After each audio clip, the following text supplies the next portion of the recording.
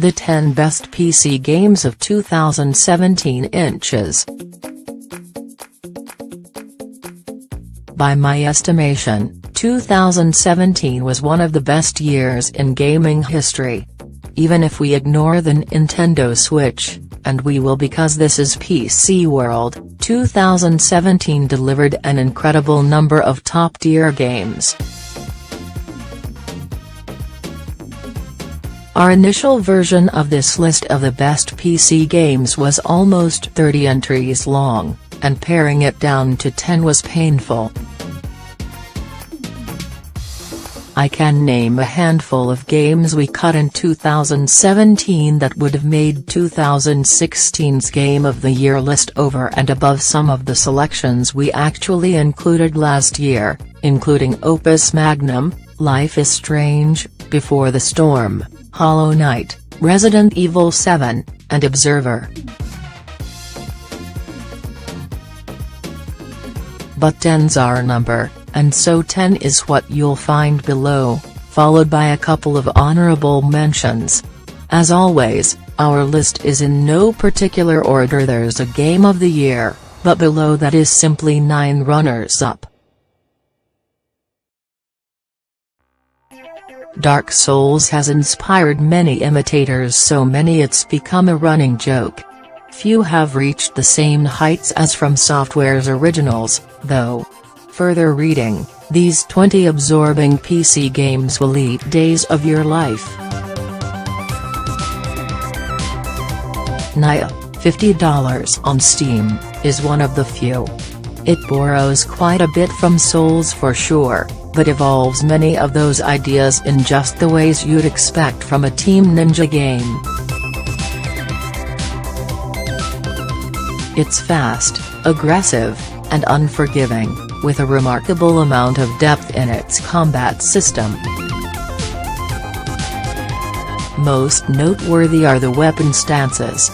Each of Nia's dozen or so weapon categories, spears, dual swords, gusa origami, etc., can be used in high, middle, and low stance, with each stance resulting in entirely different animations and combos. Once you get the hang of it, you'll find yourself swapping stances mid-fight or even mid-combo to keep your opponent off balance or maybe get in an extra powerful hit while they're staggered. But my favorite feature is the key pulse. Like in Dark Souls, attacking and blocking depletes stamina, called ki here, and once it's gone you leave yourself open to attack. But whereas in Souls this often means cutting an attack short, in Nia you can follow up a combo with a well-timed button tap to instantly regenerate some stamina, then either retreat to safety or continue to press the attack. It's a smart system, and one that encourages a much more aggressive play style. Turns out that's exactly what I wanted from a Souls-style game. There's plenty more we could discuss, especially surrounding the game's take on Tokugawa-era Japan and the exaggerated story of real-life sailor, Samurai William Adams. But combat is key to this genre, and it's Nia's exceptional combat that kept me coming back night after night. Did you expect Prey, $40 on Steam, to be good? Wait, you mean Prey, the follow-up to that campy 2006 shooter? The one sandbagged by controversy after Bethesda scrapped Human Head's original sequel and gave the property to Arkane? Yeah, that Prey. I certainly didn't expect Prey to be good. Or at least not Game of the Year list good. Mentioned in this article, Prey, PC $19.99 view on Amazon. Arkane pulled it off though. The key to Prey lies in its openness and system drive gameplay. Arkane gives the player tools, and it's up to the player to use them, be it brute force or a craftier approach. The elevator's broken? Sure, you could rewire it, or you could use your glue gun to create ledges in the empty shaft, then climb to the next floor. Door locked? Shoot the release valve with your Nerf gun or co-opt alien powers to transform yourself into a coffee mug, then jump through the hole. If Dishonored is Arcane's modernized take on Thief, Prey is System Shock. You've got your deserted space station, Tillo's Eye, your alien presence, and so on. More than anything though, you've got the spirit of System Shock, a freeform approach to problem solving, where every door has about a dozen keys if you know how to use the tools you've been given. It's a game that makes you feel like a genius even when you're playing exactly how the designers planned, which is a rare quality indeed. Stories Untold, $10 on Steam, is likely the smallest game on this list. A horror anthology, Stories Untold consists of 4 short vignettes, more ominous than outright terrifying. The first chapter actually came out of a game jam called The House Abandoned, where you're home alone playing a text adventure and then well, I don't want to spoil it.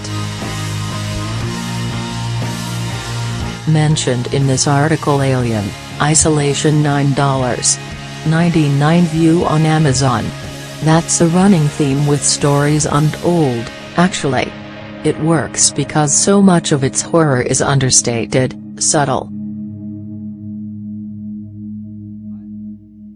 Much of it is couched in mundanity, like the twiddling of knobs on an X-ray setup or entering code words into a workstation while it softly snows outside. There's a focus on analog technology, the ways we interface with machines, and no surprise, once you find out one of the developers worked on the retrofuturistic tech in Alien, Isolation. The final chapter of Stories Untold isn't quite as satisfying, trying to tie a neat bow on what up until that point was a refreshingly messy experiment. But it makes our list if for nothing else because it proves unequivocally how many avenues developers have yet to explore, and how even something this simple can form a connection just as strong, if not more so, than the relentless bombast of games with 100 times the budget. Torment, Tides of Numenera.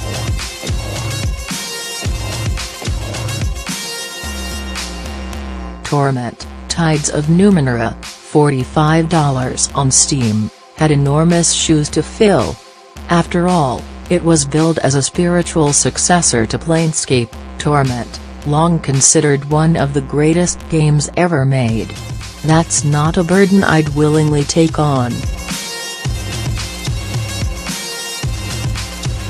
The surprising part is Tides of Numenera mostly pulls it off. Maybe not so much from a mechanics standpoint, it's weirdly easy to abuse Numenera's systems, especially when it comes to skill checks.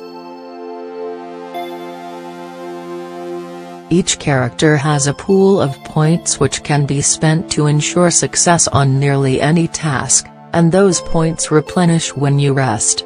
Powerful, right? And there's no penalty for resting, so it doesn't matter though, at least not if, like me, you're in it for the story. In 30-ish hours I only had to sit through a half-dozen fights. The rest was spent exploring Numenera's refreshingly weird world and reading through pages and pages of dialogue. You know, the same reasons people liked Planescape all those years ago. From cities hidden inside trans-dimensional space slugs to a tavern full of psychics to a room inside your own mind, Tides of Numenera always has some new wonder to show you. It's a font of creativity in a genre that's all too often willing to play it safe, and a reminder that video games can do anything, not just retread the same narrow slice of tropes time and time again. If you're looking for another game to fight your way through, Tides of Numenera probably isn't a good choice. But if you just want to be told a story, or want to explore an interesting world and read pages and pages of dialogue about what makes it tick, then I think you'll love it. The Evil Within 2. It took me 3 years, but I finally finished The Evil Within in October after its sequel had already released. I won't take much time to discuss it here, but suffice it to say, The Evil Within is the worst masterpiece I've ever played. It has some of my favorite moments in any horror game ever, but it's debatable whether those moments are worth playing through one of the decade's jankiest games and fighting its busted save system. Mentioned in this article, The Evil Within to $34.99 view on Amazon. I recommend The Evil Within to $60 on Steam, wholeheartedly though. Picking up where the first game left off, returning protagonist Detective Sebastian Castellanos is forced to re-enter STEM, a virtual world of sorts that's hosted in someone's brain. In the original Evil Within, the brain in question belonged to a psychopath, the reason it all went so wrong. In The Evil Within 2, the host is Sebastian's daughter, and she's being threatened by some unknown force. It's campy for sure, but an excellent setup for psychological trickery and some amazing environments, reminiscent of German Expressionism or, for an example closer to home, the best moments in Silent Hill's history.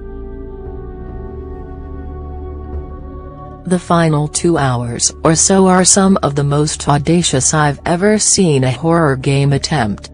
Pair all that with a game that actually plays well this time around and you've got a winner.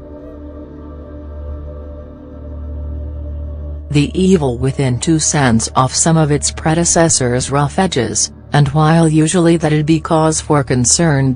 Well, The Evil Within had a lot of rough edges, and losing a few leads to a much more enjoyable experience.